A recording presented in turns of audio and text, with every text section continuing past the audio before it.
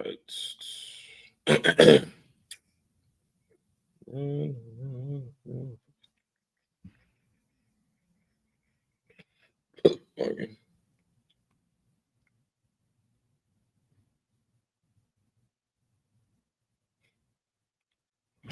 Right. All right. Good morning, or good afternoon, depending on the time of day. Good morning. Test. All right, we're good over here. Facebook, we're good. Let me make sure we're good. Facebook. All right. Good morning, or good afternoon. All right, we're here. Facebook is there. Time of day. If you're listening to this on the Move Swiftly podcast, by the way, just give it a second. Give me a second. Let me make sure everything is being recorded. If you're a regular listener, you have noticed that I've been able to figure out efficient ways of utilizing my time. So I just do all my recordings all at once and knock them out, and then get on with reaching out, making sure I'm focusing on outreach of the business and getting in front of more people and things of that nature. So that stuff is important. Adjusting as you go, which by the way is going to be a theme coming down the pipeline. So stay tuned for that. Adjusting, scaling with the usage of AI, all that stuff is getting ready to come down the pipeline. So stay tuned, folks. Stay tuned. Just stay tuned. All right, LinkedIn, we're good. Let me just check. Stay tuned. Just stay tuned. All right, cool. All right, LinkedIn, we're good. And YouTube, we're good. YouTube, we are all. YouTube, we're good. All right, here we go. Good morning, good afternoon, good whatever time of day it may be when you are consuming this.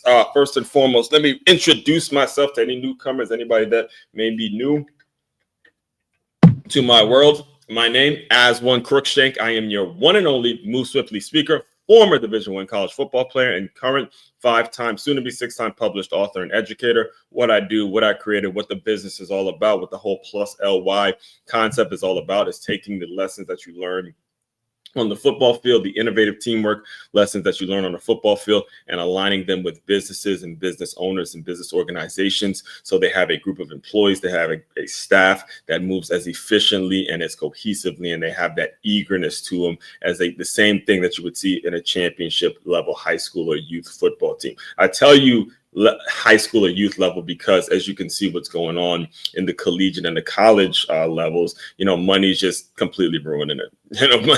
Money is just ruining the college football game, and it's ruining the NFL game. It's ruining it. There's no other word to describe it. The money is ruining the game. Again, I will never be someone that that goes over the top in terms of my takes and my frustrations with what's going on in college football and stuff like that. I won't take it to the level that a lot of other folks who pay attention to college football. I'll never take it to the level where I'm just trashing the game, because I think college football, there's something sacred with those two words. I think there's something sacred about college football in general. There's never going to be a certain amount of money that will just, make it so the game is completely ruined. And there's certain elements to it. There's certain traditions involved. There's certain families that get built through the college football game. So I can never completely trash it. But when you think about what happened in Tennessee with the quarterback, and then the tragic thing that happened with the kid from LSU, it is it's a difficult transition. It's difficult to see when money and mistakes and these things just kind of come all the way full circle. So we have to be very sympathetic. We have to be empathetic and sympathetic towards people that, new young men, know what these college kids go through. Again, you're speaking to someone that played college football for 2 programs. So you got to understand that you have to be very understanding of what it's like to play the game and be a part of it. And just understand it's a lot. It's a lot. We'll just say it like that. It's a lot for the players. It's very taxing for the players, and it's a lot for the coaches as well. It's a lot for their families. It's a lot. It's just a lot to be involved. So that's kind of my take on the situation. I didn't actually talk about that publicly as I give my intro every single morning. it takes me back to the mindset of a college football player. It takes me back to the mindset of what it was all about, what it was like being at that age, what it was like, coaching and being a high school football coach and being around young men that want to play at the collegiate level, having had played at the collegiate level. It's crazy how the narrative is.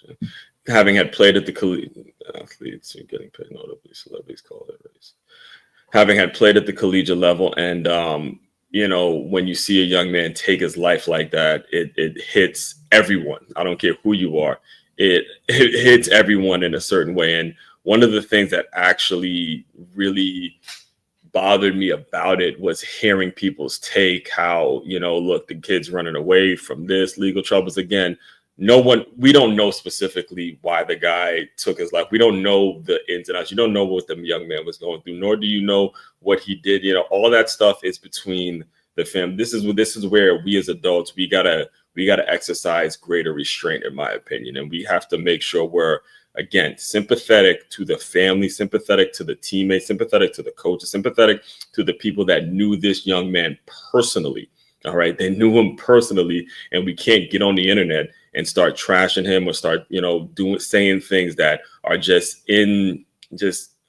inconsiderate to the overall, deal that he's going through, the overall thing that happened. That's what has to happen. All right. We as adults, if you want to comment on the game, if you want to comment on how they play, listen, if guy stunk up the joint, hey, have at it, tear him up on the internet. But when you start getting these personal shots, adults that I've seen personal shots and telling people why he did this and what happened in his personal life, that's where, in my opinion, we got to be careful that we don't cross the line in terms of our commentary. I actually have an early comment. Do you think it's crazy how the narrative had changed when student athletes weren't getting paid? Notable celebrities called it racist. Now they get paid. Those same people say it's terrible. How can we make sense of this? I mean, it's a great, listen, Belfer, man, I appreciate you, man. It's a great question. And I've been on record. Actually, it's in, let me show you. Actually, when me and you were part of Dre's program, remember when I wrote this? I've made the argument that if you're going to do NIL, if you're a college athlete, you're going to do NIL, you have to tie the money into some type of university. Like, you have to give a percentage back to the university in a way that the student athlete is happy with. Like, let's say it's a Caleb Williams, and Caleb Williams signs an NIL deal, but the part of the deal is that some of the money is going back to the USC Business School, and now he stays committed to that university. I think the problem is when student athletes are getting paid the way they're getting paid, but then they're jumping to another school and not staying committed to the school that they said they were going to stay committed to, that's when things become a problem, because now it's like, okay, you're a young person that's telling themselves, hey, I'm trying to get the best education, but then you're jumping and leaving for the money. Now there's a contradiction in terms of what we want to teach our young athletes, and what we want to teach the young athletes in terms of commitment, in terms of how to do your job, versus, okay, just follow the money. And that's where I think that's just where the conversation has taken to the point where now they're calling it, oh, it's terrible. Well, I mean, it's not terrible that the athletes are getting paid. I think the part that's terrible is that they're jumping around from school to school. Like, I mean, me as a Michigan fan, I could not, just never would. If you get a Michigan guy and then all of a sudden you put an Ohio State jersey on, that's like, no. The game will feel like, if it's a Michigan guy, you have him come in Michigan, but Ohio State comes in with more money, and you go from wearing a Michigan uniform to wearing an Ohio State uniform. It's like, it just is a completely different game. But appreciate your support, man. Yeah, keep the questions coming. All right, before I get to the top 5 Tuesday today, let me get through a couple of announcements here, and then we'll get right into it. As you see what we do over here every Tuesday in the top 5 Tuesday. We break down the top 5 of some sort. Anyway, but first and foremost, West Palm Beach. If you are interested and you live in the West Palm Beach area and you're interested in free boxing lessons, go to freeboxing.makeyourmove.com. That's freeboxing.makeyourmove.com. Or if you're looking at this on either YouTube, LinkedIn, or Facebook, just hit the QR code that you see right there on the screen. We had an unbelievable session this past Saturday. The people are coming and they are just getting their jabs, their cross, their uppercuts, their hooks, all that stuff in. And it's just a great time, a great thing that you can learn. And again, it is 1000% free. The only thing you have to pay is now you got to wake your behind up on a Saturday morning and let's get after it. All right. Next thing, like I said, like I mentioned, business owners, we are here to serve you. If you have not yet, I need you to go to freeguide.makeyourmove.com. That's freeguide.makeyourmove.com and download. Just put your information in and you will get a 10-step process on how to utilize certain things to make it so you're having more productive meetings. And again, everything we do around here is about teaching efficiency and teaching a staff or teaching a group of employees how to move like that championship team that shows up to work every single day and they have a goal. They know their goal. They know how they're going to get there. That's what we do over here. All right. We teach that every single day. We preach it every single day. All right. Next thing, make sure you tap into the Patreon, patreon.com/as144. You can come in at regular season, preseason, or postseason, depending on where you may be financially. And all of that is available.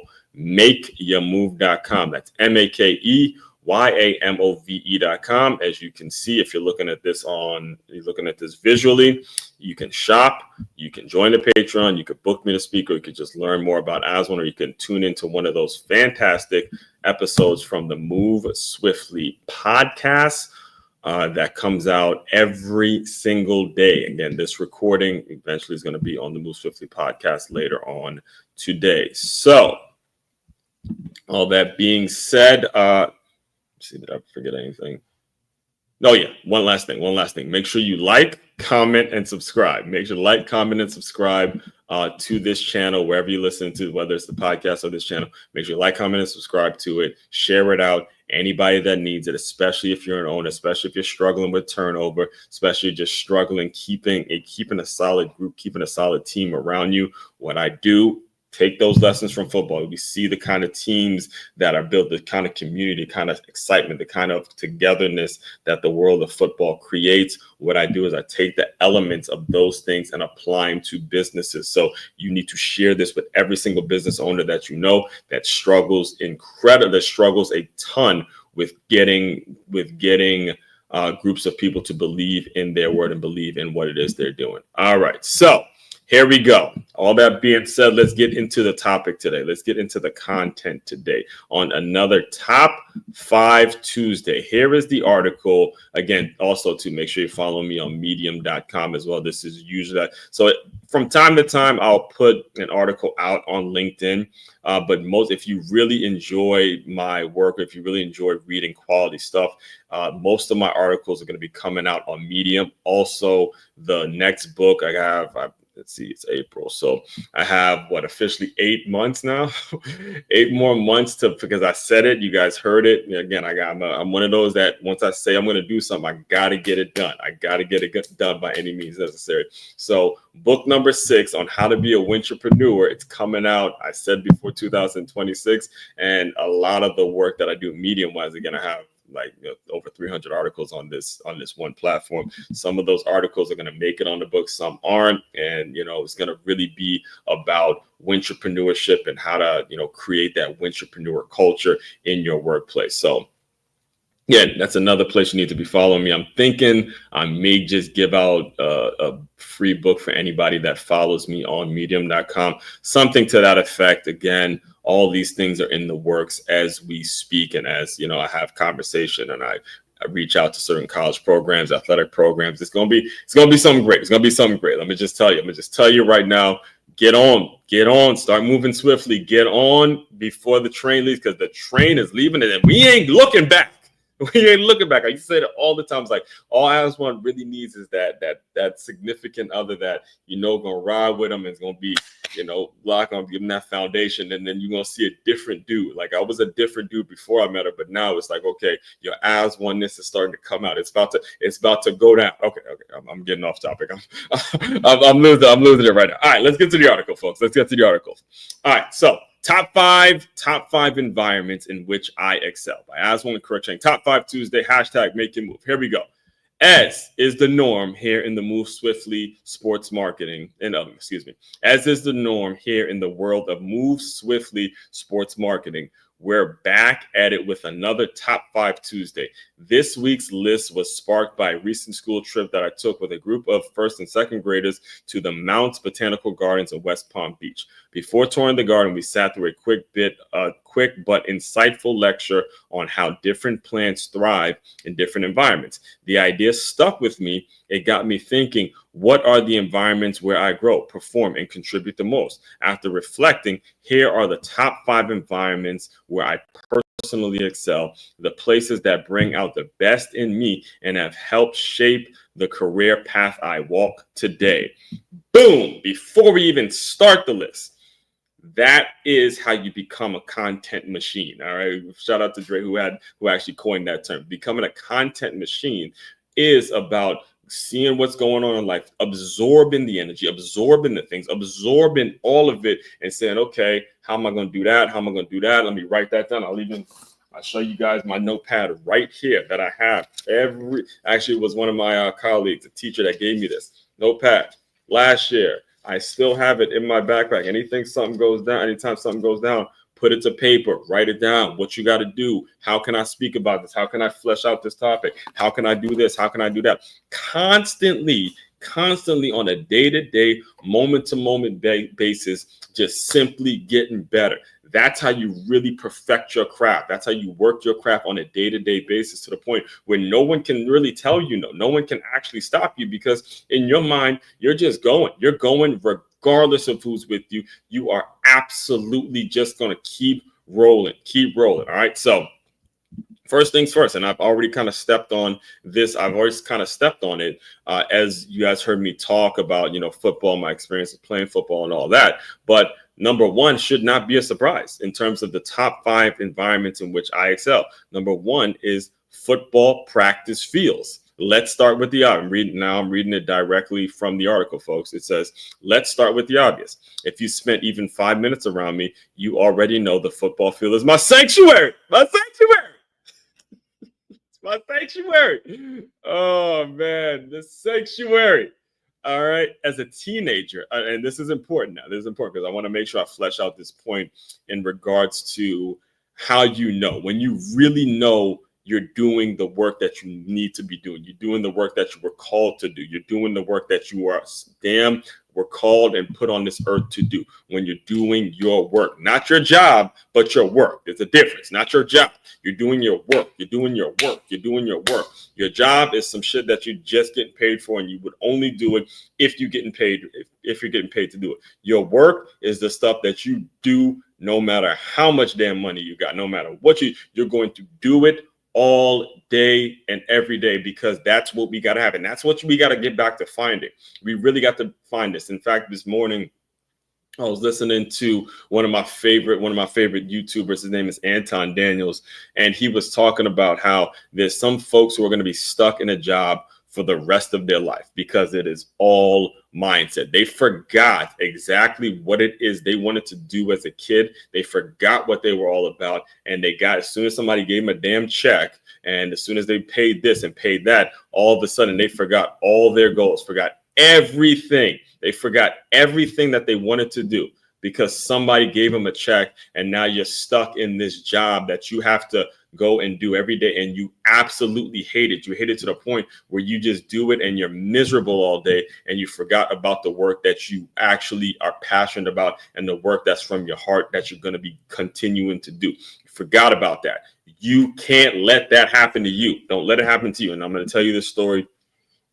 And hopefully it's inspiring to you. All right. So here it is. Reading again. Now I'm directly reading from the article, folks. As a teenager, I was the quiet, respectful Caribbean kid who kept to himself until I stepped on the football field. I'll never forget the summer I worked as a camp counselor at my high school's football camp. Shout out to the Good Counsel Football Prospect Camp. Click here. Let me show you guys a link. This is it for anybody that is looking at this visually, this is the Good Counsel Football Camp. Make sure you guys go, especially if you listen to this and you're from Maryland, make sure y'all go register. Coach Stefanelli got them boys right. Already got a CAC championship under his belt and all that. So, again, shout out to Coach Stefanelli. Make sure y'all go register for that. All right, so back to the article now.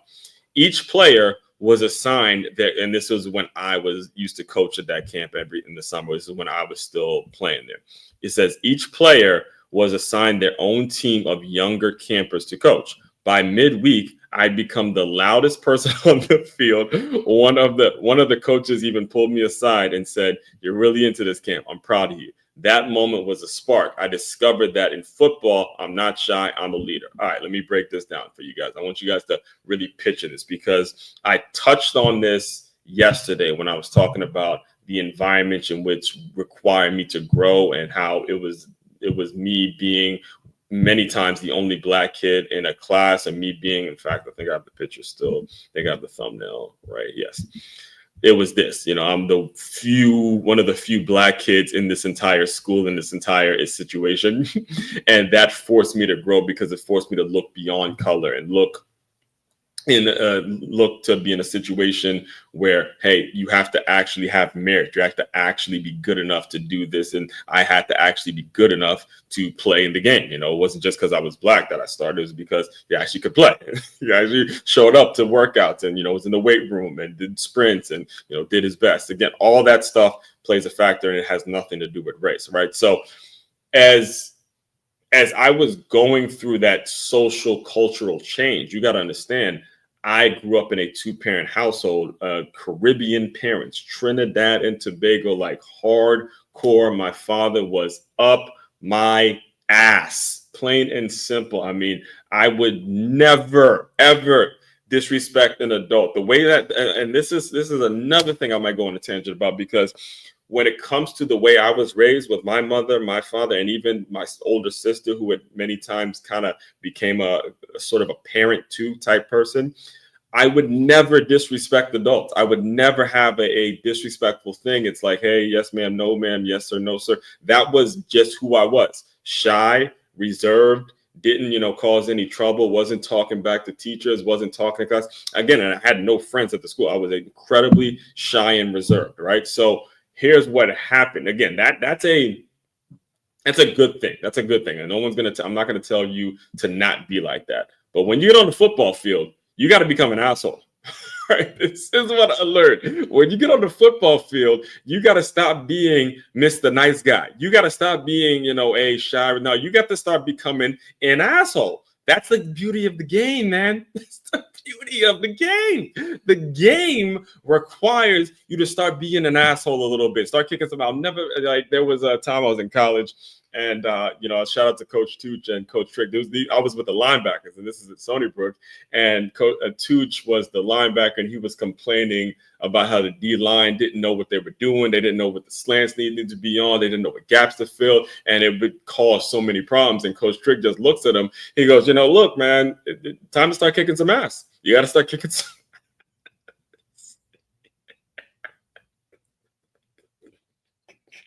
He said it just like that. He said, you gotta start kicking some ass. You gotta start kicking some ass. You gotta start going to these dealers, like, get your ass in the damn game.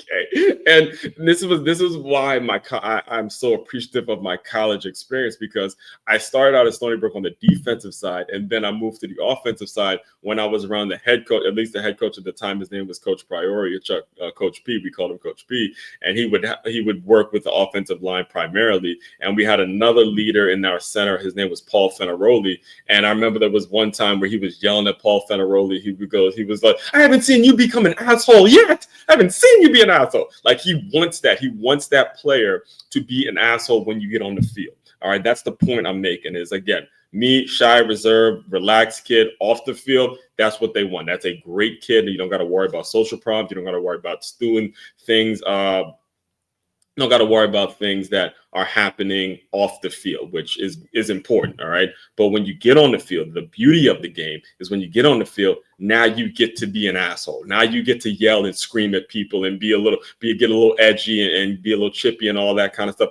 That's the beauty of the game. All right. So being as reserved and shy as I was, I remember working that camp. And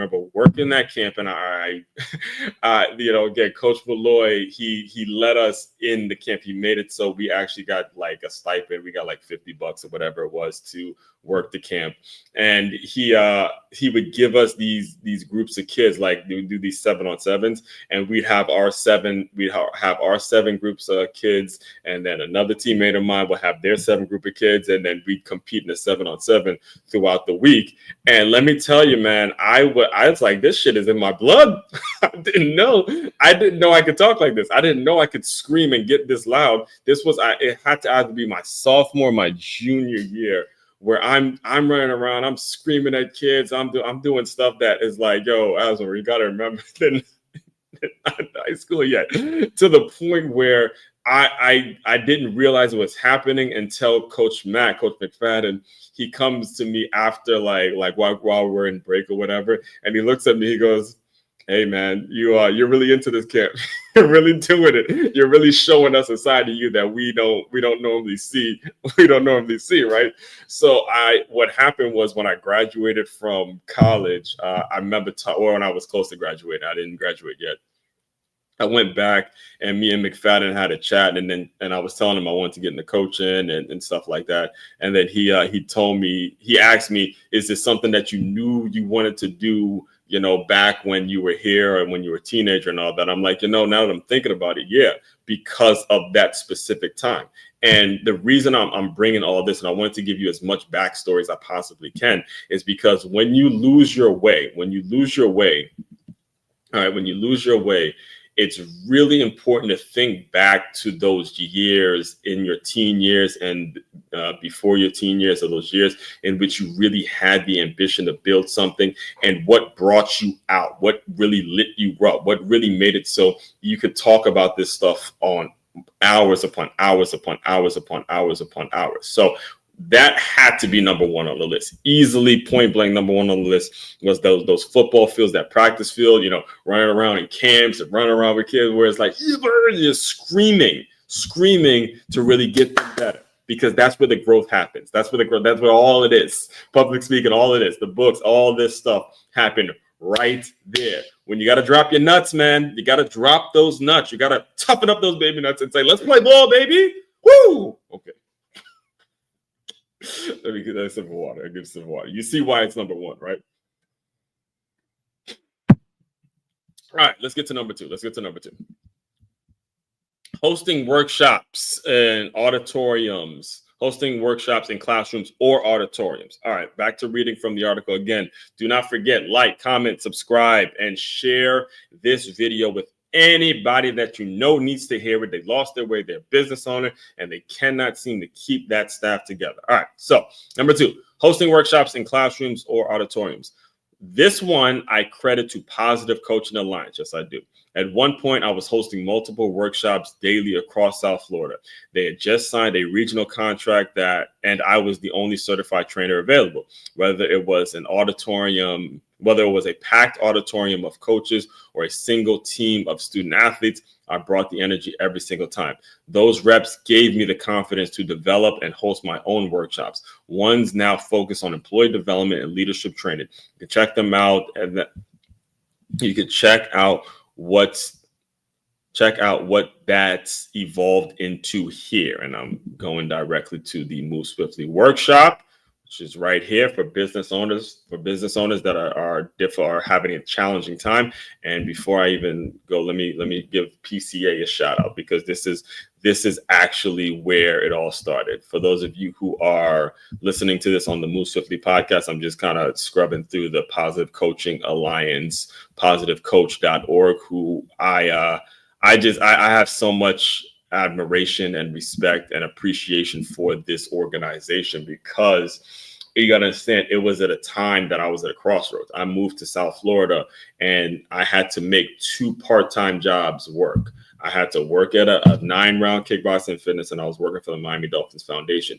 These were 2 part-time positions that I had to just, be disciplined in terms of what I ate, in terms of me going out, in terms of, what I was going to do from a social standpoint and make those two positions worse, because it was my dream. It was my dream. It's always been my dream to align what goes on in the fitness industry and then what goes on with these athletic organizations and be that bridge. I like the company, my first company that I ever started, Gym 44. The slogan was building a bridge from fitness to performance, fitness, and then you perform on the field. That's been the bridge that I've been building from day one. So being able to work at a fitness facility and work for the Miami Dolphins Foundation, I was all about it, but I was at a crossroads because the mindsets of both of the hire, in fact, neither one of them are still there. The person that hired me for the Dolphins Foundation, he's no longer there. And the person that hired me at this 9 round, that gym is out of business. So, excuse me, I saw the writing on the wall about a year before both of them got up out of there. And I was at a crossroads. It just so happened that I went to the Miami Dolphins coaching clinic, and Positive Coaching Alliance just happened to be there. And that when I spoke to his name was Todd Crinetti, he was actually the one that was hosting the workshop. He's located in Tampa, but when I met him, I asked him, hey, you guys need any trainers? Because I kind of like what you guys are doing here, this, that, and the third. And he goes, actually, yeah, we just started a chapter in South Florida. And that's when I started going to Toast, because I knew in order for me to host these workshops eventually, I had to develop as a public speaker. I couldn't be, now it's not that I was a bad public speaker at that point, but I was really, really unpolished, like really raw, really uncut, because the only thing I knew was screaming at people at 9 round, like just yelling, all that stuff is great. But eventually you see how my tone comes down, how I'm able to speak, how I'm able to tell this story, how I'm able to move in a certain way. All of that came because the Positive Coaching Alliance workshops and being able to train there, that is what it required. So I went to Toastmasters. I got myself right with the public speaking world and, getting around them. And it was like, yeah, you got to do this. You got to do it like this. You got to do it like that. And as things were transitioning, I was practicing those speeches at 9 round. And then the book came out. And then a lot of stuff that I'm doing now, all of that stuff came out.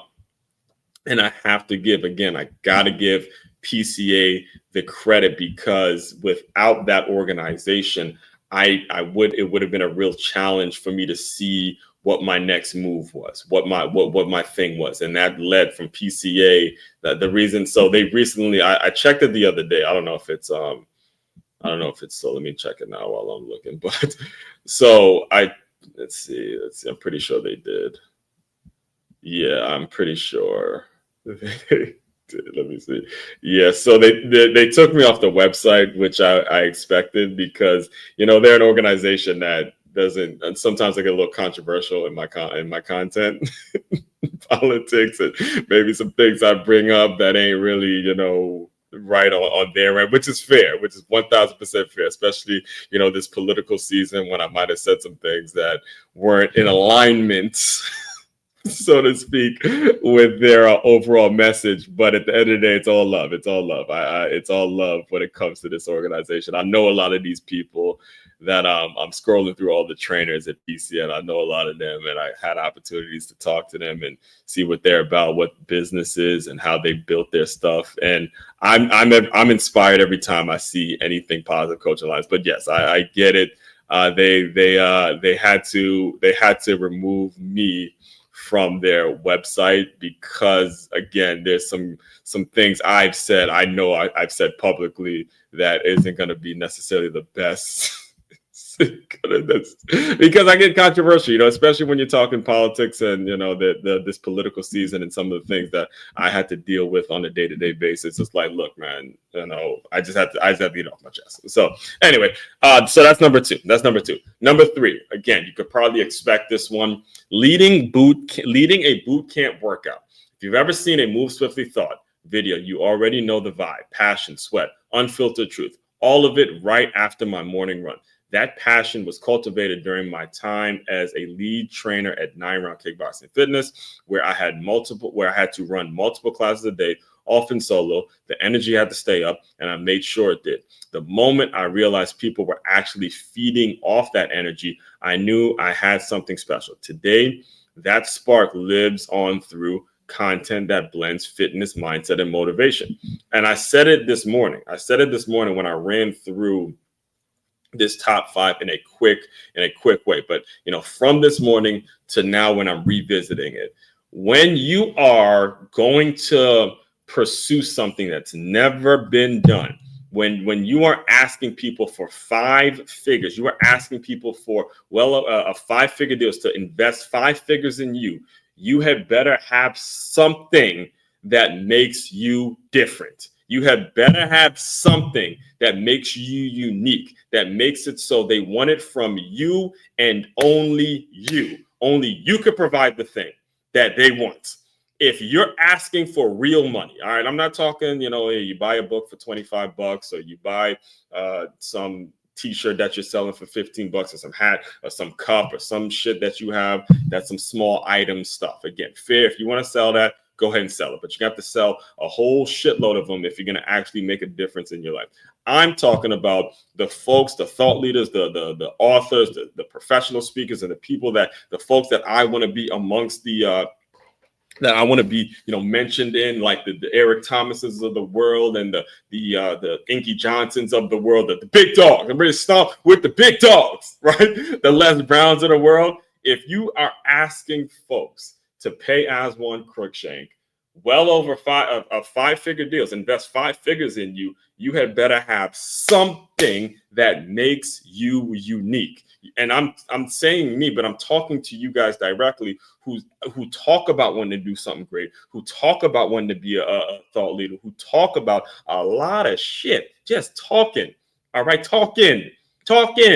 I'm talking to you. You better have something unique that if somebody looks you up and they say, okay, what makes this person, what makes this guy investable? What makes this guy or this girl, I'm not going to discriminate or anything like that, but what makes this person somebody that I'm going to write a check of 5 figures for? Why?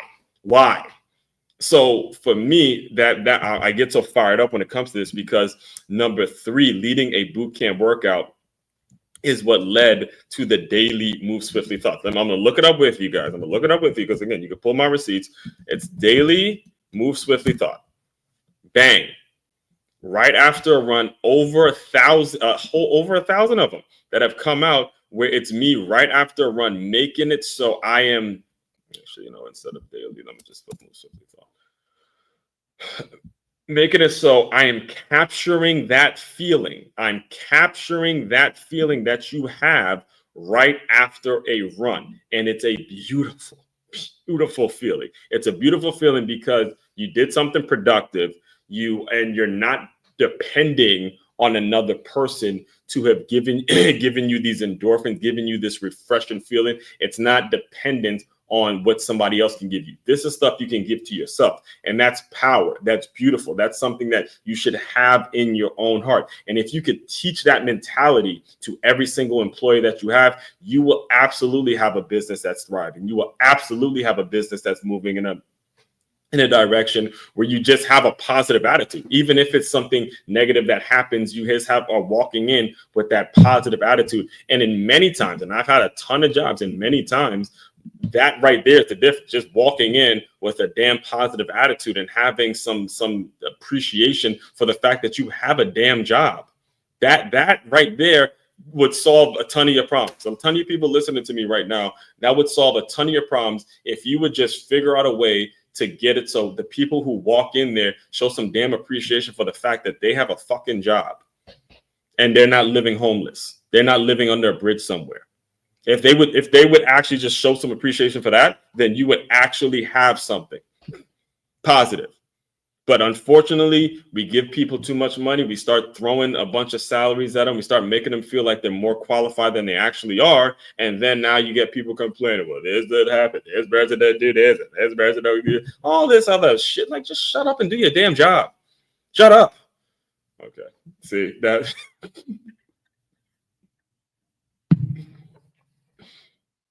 Number three. I'm gonna calm down on that. Number 3, leading a boot camp workout.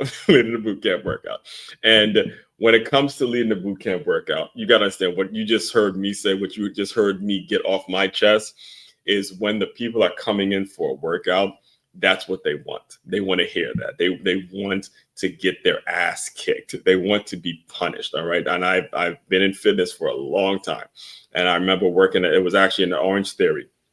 It was when I was at Orange Theory, and there was a member who was talking to a trainer. It was another trainer, coach, or something like. Actually, it was Anthony. Anthony, his name is Anthony Lumpkin, and she was talking to him about some other trainer that she was willing to hire for her daughter.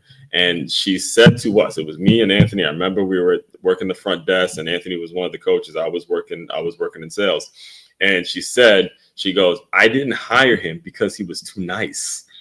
She said, I didn't hire the personal trainer that I was thinking about hiring for my daughter. He was too nice. I said, no, you got to kick her butt. Kick her butt. You're too nice, man. You don't work her behind out. Okay. And that's what I look to capture when we're talking about the Move Swiftly thought. And you see me do it every single day. No ifs, ands, or buts about it. All right. That's number 3. Let's get to number 4. All right.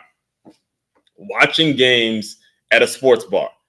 This one's a little bit different, but just as real, especially during college football season, okay? The sports bar is where my passion, analysis, and love for the game comes alive, okay? I've had some of the best conversations, spontaneous debates, and unforgettable connections with complete strangers, just vibing over a good game. It's not just football. It's about tribe building. That environment is social electricity, is the social electricity in which I thrive in. All right, I got to take you guys back a little bit, because this one actually started when I was back home in Silver Spring, Maryland, and there was this place called Billard's. All right, Billard's. I'm not sure if they're still in business, but it's Billard's in downtown Silver Spring, Maryland. Anybody that grew up in the Silver Spring area, they know exactly the place I'm talking about. They got the pool tables, they got the bar, they got the little breakfast sampler, they got the big screen going on. It's right there. I believe it was City Place Mall,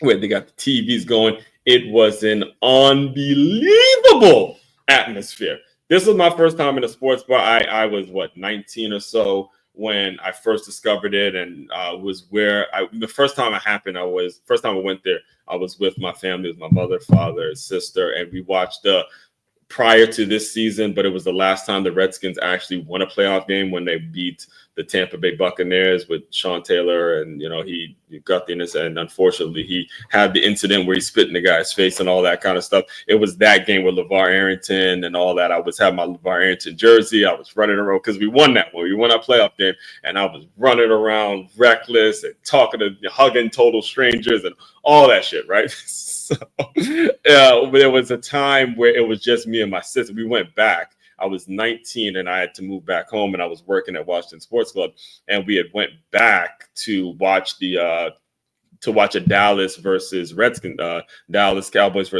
game. Now, for those of you who don't know, there are a lot of Dallas Cowboy fans that are in the Maryland and DC area.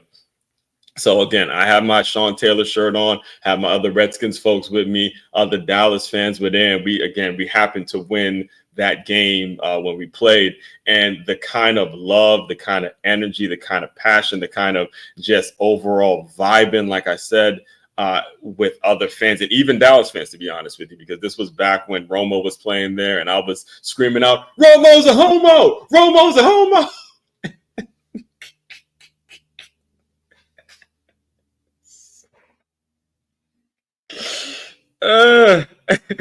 And you had the people with the Romo shirts on, and they giving it back to us. In fact, so my sister,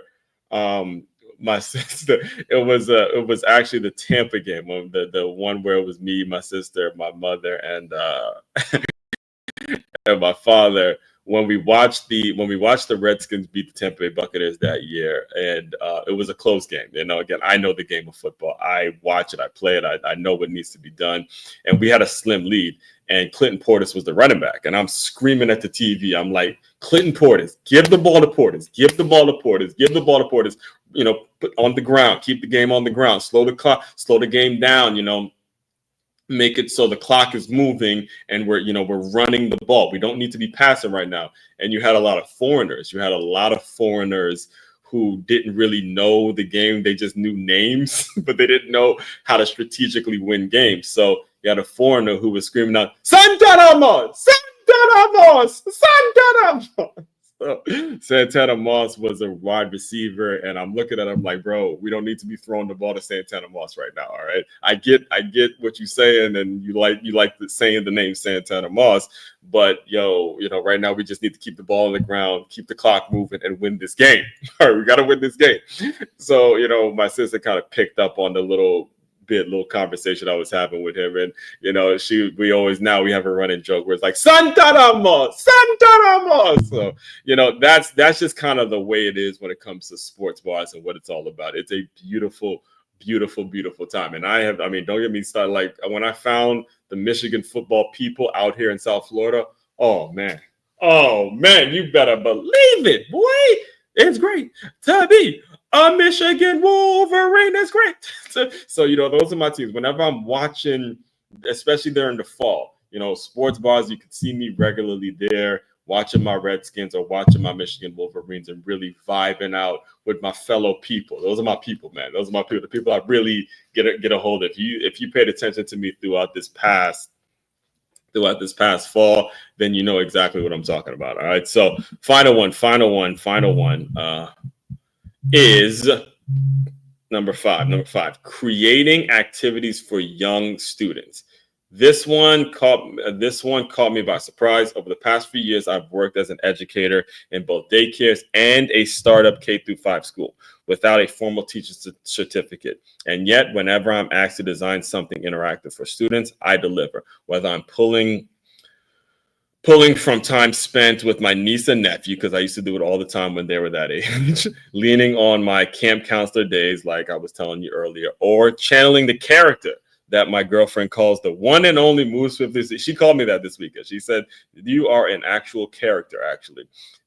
I just find a way to make it happen. The creativity, the joy, the spontaneity, it all clicks. Final thoughts. Growth isn't accidental. It happens when we are planted in the right environment. If this reflection spoke to you, yeah. So again, go read the article. It's available on medium.com. But let me just touch on that final one for a second. Creating activities for young students.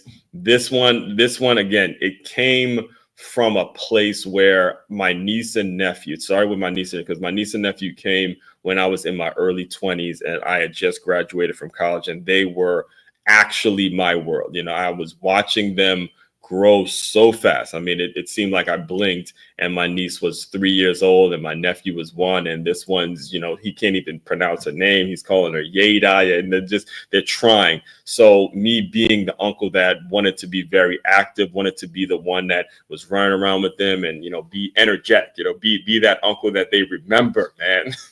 A lot of the activities that I actually come up with now at the school I teach at, because it's the Center for Creative Education, I draw on some of those memories and I'm able to apply them. I'm able to apply them as we work. And that's the beauty of this whole thing. And I'll close you out with just this concept is when you're thinking about what we talked about today, or what the right environment is for you, it's important that you get back into the childlike element, the features and the things that you wanted to be as a child, and figure out if there's an alignment, figure out if there's a way, figure out if there's something that you can be doing that's going to tap into those principles and tap into, those burning things that you have in your mind or you have in your heart as a child, that you had in your heart as a child. And if you can get into those principles, you'll just start to feel yourself growing and growing and growing and growing. And again, use me as an example. I mean, me talking, listen, I was nobody, not a single person would have been able to predict that Aswan Cruikshank can just run a show from Monday through Friday and then host these live streams and be able to have fluid content, fluid public speaker, and just being able to do it as easily and as consistently as I do. But again, a lot of it is because I spent a lot of time working on my craft, reading books, making sure I'm taking in as much information as I'm putting out. So I challenge you and I encourage all of you guys to do the same thing. So it's been another great, incredible top five Tuesday. Be sure to tap in to makeitmove.com. That's MAKEYAMOVE.com for all the information to stay in touch, to move deeper, whether you want to join the Patreon, whether you want to book me to speak, or whether you just simply want to shop there, get some merch, or just learn more about me. All of that is available at makeyourmove.com. One-stop shop for all your teamwork and your self-development needs. As one Crookshank, your one and only Move Swiftly speaker. Checking out. You guys continue to move swiftly. We will talk more soon.